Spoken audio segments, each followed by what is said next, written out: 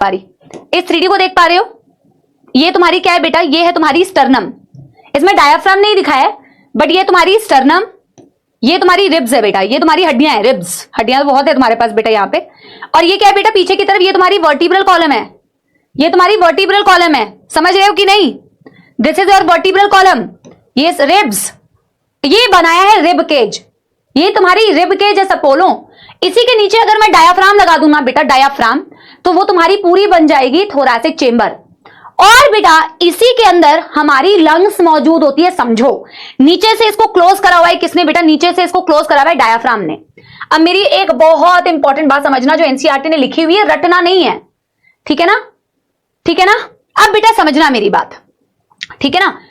अगर मैं बेटा इनके अंदर ना बेटा, इनके बीच बीच में मसल्स होती है, रिब्स जो है ना, हड्डियां, रिब्स के बीच में मसल्स होती हैं। जैसे डायाफ्राम में मसल्स मैं बोल रही हूं, वैसे रिब्स बेटा खाली थोड़ी हैं, हर रिब्स के बीच में यहां पे मैं मसल्स बना के बताऊंगी, समझो मेरी बात। ब्लू क्या होता है अभी उसका काम नहीं है, जो बेटा पढ़ाया जाता है उस पर फोकस ना करके बोलते हैं ना, इसीलिए तो आधे बच्चे डिस्ट्रैक्टेड होते हैं, जो समझाया नहीं जा रहा उस पर फोकस जा रहा है। ये ब्लू क्या है मैम?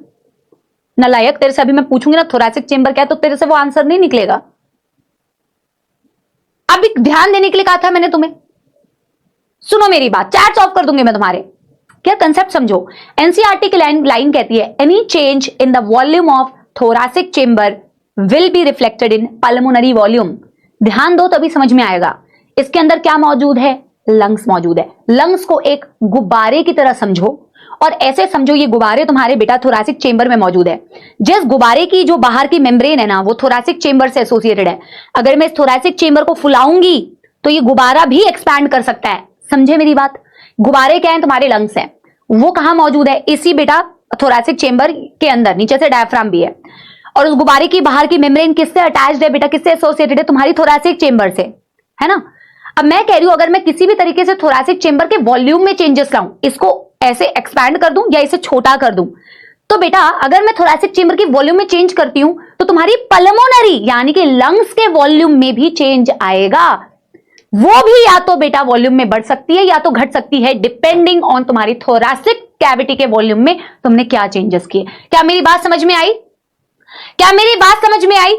एनसीईआरटी कहती है, any change in the volume of thoracic chamber will be reflected in the pulmonary cavity. Of course, अगर तुमने थोरैसिक चेंबर के वॉल्यूम में चेंज किया, दैट विल बी रिफ्लेक्टेड, मतलब वही चेंज तुम्हें दिखेगा तुम्हारी पल्मोनरी कैविटी में। इसी फंडे को हम यूज करते हैं ब्रीदिंग में, इसी फंडे को हम अभी यूज करेंगे ब्रीदिंग में। सांस लेनी है अंदर या सांस बाहर छोड़नी है, इसी कॉन्सेप्ट को यूज करेंगे। है तो एक लाइन, बट ये बहुत इंपॉर्टेंट है, समझे?